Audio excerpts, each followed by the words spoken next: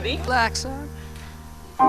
Call me baby if you need a friend. Oh, he's got presents.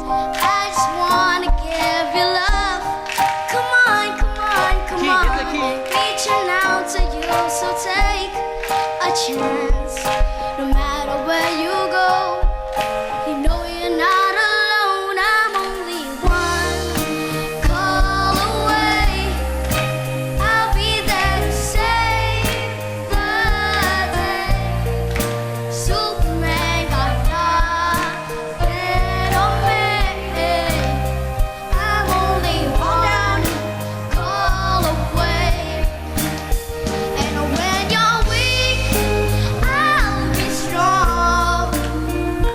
Gonna keep holding on. Good job, man.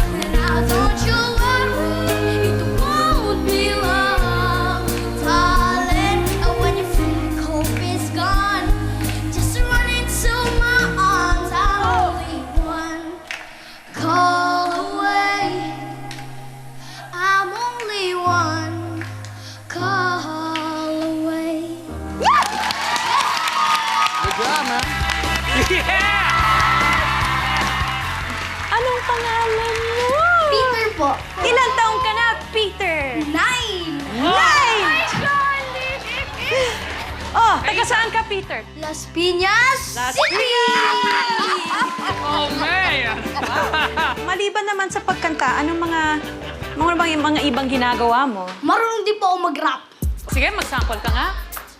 Simula pa nung bata pa ako, halata mo na kapag naglalaro. Kaya para lahat ay nalilito, magaling sa Chinese garter at piko. Mga labi ko'y pulang-pula, sa bubble gum na sinapa.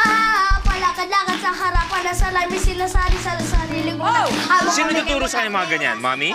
Actually po, nanonood lang siya sa YouTube. Ano lang? Sa YouTube. Kaya mo bagahin yan, Daddy? Kaya mo ba yan?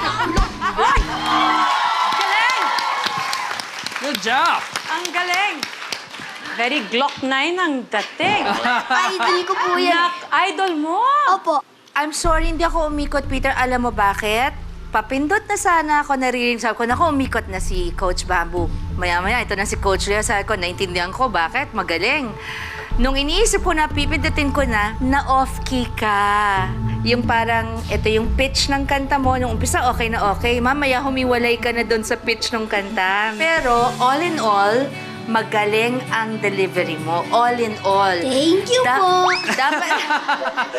Alam mo, gusto mo pa mag-artista? Ikaw coach kita sa acting. Gusto Gusto ko po talaga.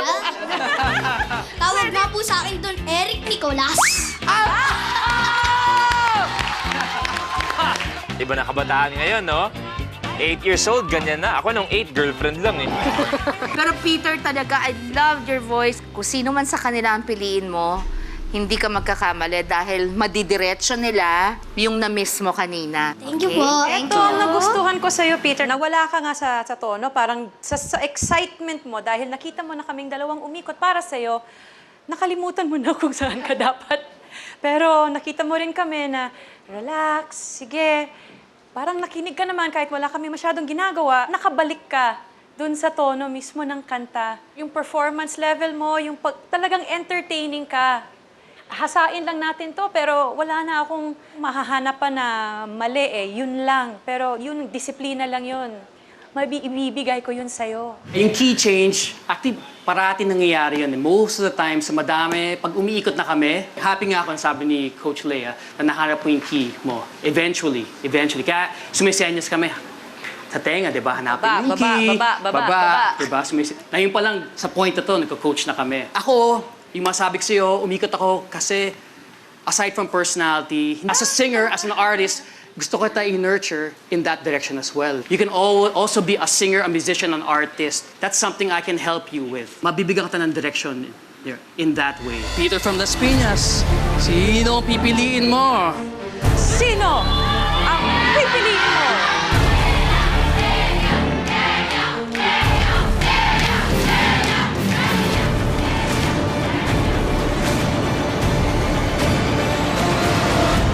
Coach Lea po.